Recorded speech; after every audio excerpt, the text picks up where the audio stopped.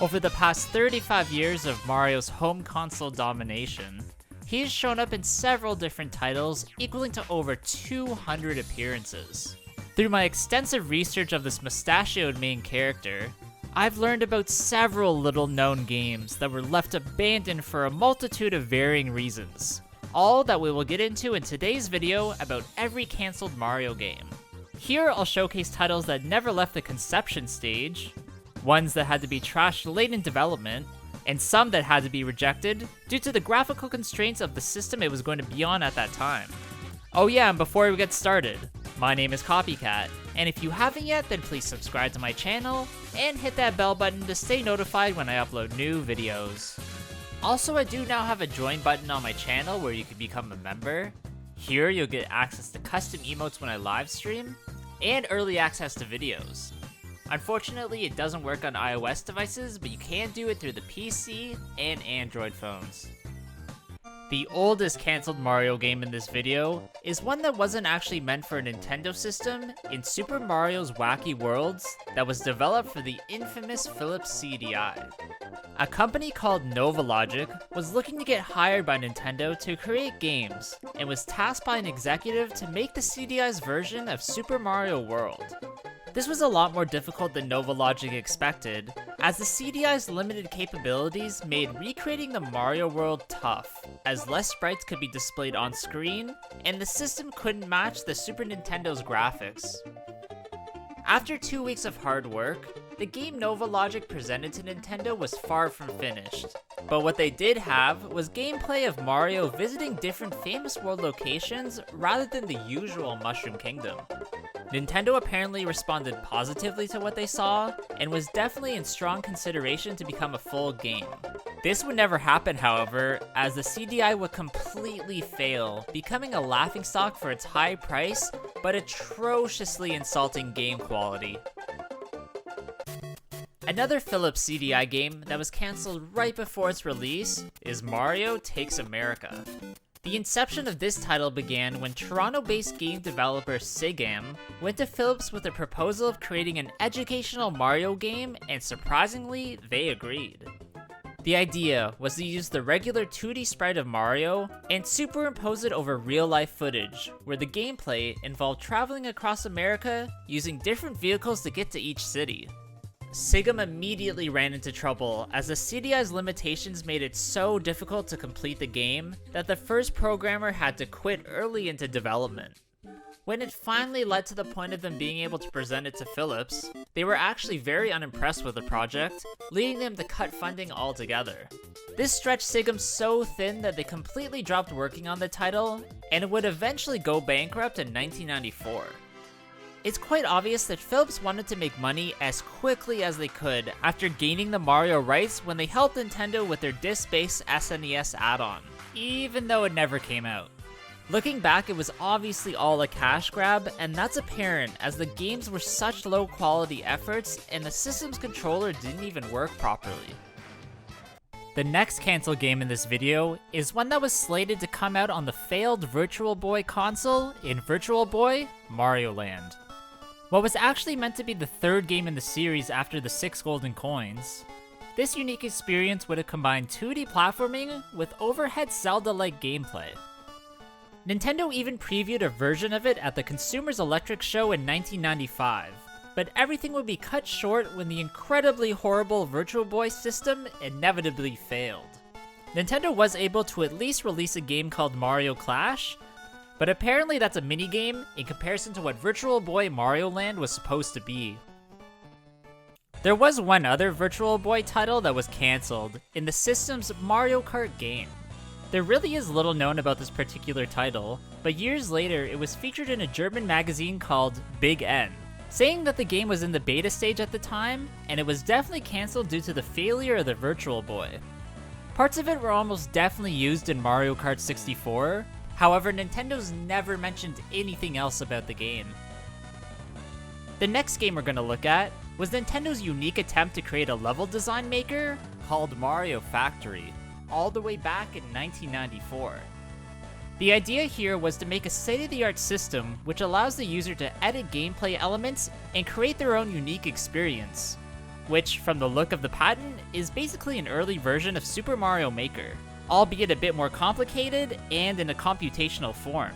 I really couldn't find too much on why Nintendo decided to scrap this project, but from what I can tell, the level creation process seemed too complicated for ordinary gamers and probably way too expensive to produce in the early 90s.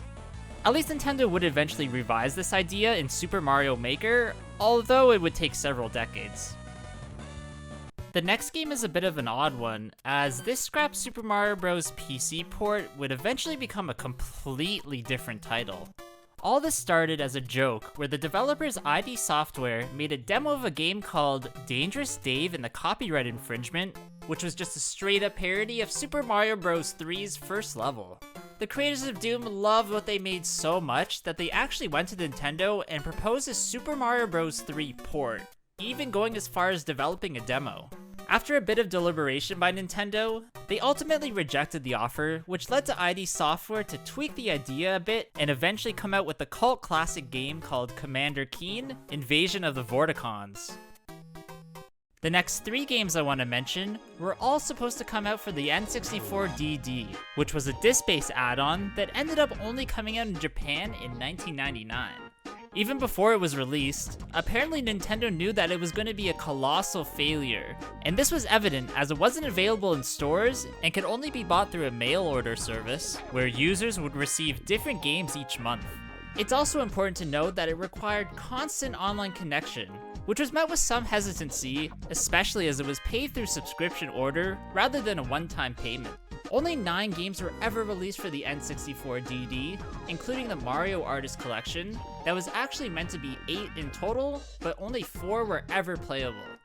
This Mario Artist series was incredibly interesting, as each of its games focus on a different design aspect, with the 4 that were released being the Paint Studio, which was basically a spiritual successor to Mario Paint, Talent Studio, which allows you to create unique characters, working in tandem with Polygon Studio, that let you design 3D images. The only other thing in this series to be released was the Communication Kit, that allowed users to connect with each other online, where there would be contests, creation sharing, and printing capabilities where you could make 3D papercraft and postcards. The 4 cancelled parts of the series included a game maker, a graphical message maker, a sound maker, and a video jockey maker, whatever that means. Believe it or not, the next game that was cancelled was Super Mario 64 Part 2, which was slated to be released for the Strange Peripheral, which was a 2-player experience, one person using Mario and the other Luigi, that was slated to be released for the Strange Peripheral. Although it would never come out, it was apparently highly influential for future Mario titles, as parts of the game involved a space setting where you walk on a rotating sphere, which is quite obviously what Super Mario Galaxy is based on. The last game for this add-on we're going to look at is one that had to be delayed and name changed late into its development, and explains why we never saw this sequel in Super Mario RPG 2. During the game's development for the N64 DD, Nintendo and Square had a disagreement over the game's name, as they had fallen out of favor with Nintendo after they moved the Final Fantasy series to Sony.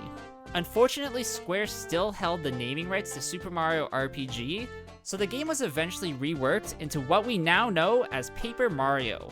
Now, it's actually unclear how much was changed, as footage for Super Mario RPG 2 was shown at Space World 97 looking strikingly similar. Apparently back in the day, Nintendo was so mad at Square that they allegedly refused to talk to any employees for 5 years, and they weren't even allowed to enter the Nintendo offices for 10. A cancelled game we're going to look at next is also one that came extremely close to being released in Super Mario Spikers for either the GameCube or Nintendo Wii. Next Level Games, creators of the Super Mario Strikers series, first had the idea of making a volleyball-based sports game, but somewhere during the game's development, things oddly shifted into incorporating pro wrestling elements, leading to some interesting gameplay. This decision did not sit well with Nintendo, however, who felt like it had become way too violent and not the type of fighting they wanted for a Mario game. Unfortunately, the two companies could never come to an agreement for the changes, and Next Level Games ended production in 2007 and instead started working on Punch-Out for the Wii. The next game I'm going to look at is a bit of a head scratcher, as it's unclear whether it was just supposed to be a tech demo or actually a full-on title in Super Mario 128 that was rumored to come out on the GameCube. Now, this title was first showcased during the 2000 Space World event, but from what you can see, it doesn't appear to be a full game, just a tech demo for what could be possible in the GameCube. The gameplay involved a whole lot of Marios on screen at once, clearing tons of blocks off a Monopoly-like round platform. Nintendo probably liked some aspects of this idea, but the amount of things on screen is probably the main reason why it never became a full title, as at that time this would overload the game, causing crashes and major lag. They did use some aspects of it, however, as it is the basis for the Pikmin series because of the rapid generation mechanic, and apparently what was left on the Mario side became Super Mario Sunshine. Moving on to the Nintendo DS, there are actually 2 cancelled games for the system, including an incredibly interesting Boo-based title that was being developed by Retro Studios. There's really not much in terms of information about this game, but there are rumors that it would have involved a possession mechanic that would have been very similar to Cappy in Super Mario Odyssey. Maybe that's why Boo wasn't in the game. There's a bit of concept art that leaked years later that depicts Boo in a bunch of somewhat strange situations, including one Boo putting another in a witch's cauldron and teaching a bunch of younger Boos. There's also drawings of a bunch of different types of Boos, which is what the possession gameplay probably was all about. This game was killed early in its development. Maybe because the game would be too hard to pull off on the DS, and they wanted to save the idea for a later date. The other title that was cancelled for the system is one that was called Mario Motors, that was an idea by cult video game creator Ute Saito, where he revealed that during a meeting with Satoru Iwata and Shigeru Miyamoto, he pitched them a concept about building car engines piece by piece. Here the player would use the system's touchscreen to sculpt each part, create a custom engine, and then race it against other cars. Nintendo apparently at the time liked the idea, but cancelled it pretty quickly and never said why. Saito said he knew the reasons, but couldn't say when he talked about it during his Reboot Develop 2018 conference. There's only a few pictures that were made available during an early demo of the game, but from what I can see, it seems like it was cancelled a lot later in development than Nintendo let on. Alright, that's gonna be it for today's video, guys. I really hope you did enjoy this one. After doing a lot of research on this video, there were a lot of tech demos that I found out that I never knew about, so I think in the future I do want to create a video about them, so let me know in the comments below if that's something that interests you. Also, please leave a like, subscribe, and I do now have a join button on my channel where if you become a member, you'll get early access to videos and custom channel emotes. Also, please go follow my Instagram at Copycat Gamer, where I upload some cool clips and items from my collection that you won't see anywhere else. Hope you guys all have a good day, and I'll see you all in the next one. Bye!